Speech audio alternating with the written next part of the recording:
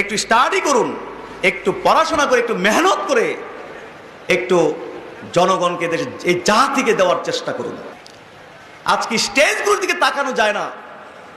বাংলাদেশের মাহফিলের স্টেজগুলো এত নোংরা হয়েছে, এগুলো কি মাহফিলের স্টেজ নাকি নাটক সার্কাসের স্টেজ পার্থক্য করা যায় না। এত অভিনয় কিছু হুজুর শিখছে।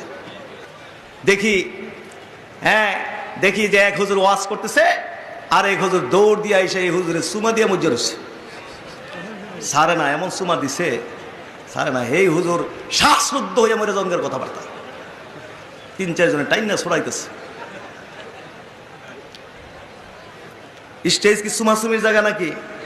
কি বুঝাইতে চাচ্ছেন? এই জাতিকে কি শিখাতে চাচ্ছেন?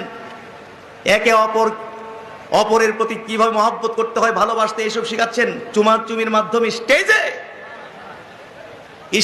চুমাচুমি করেন, আর শিক্ষিত লোকেরা ওই অফিস আদালতে বয়ে বয়ে এদের চুমাচুমি দেখে হাসে।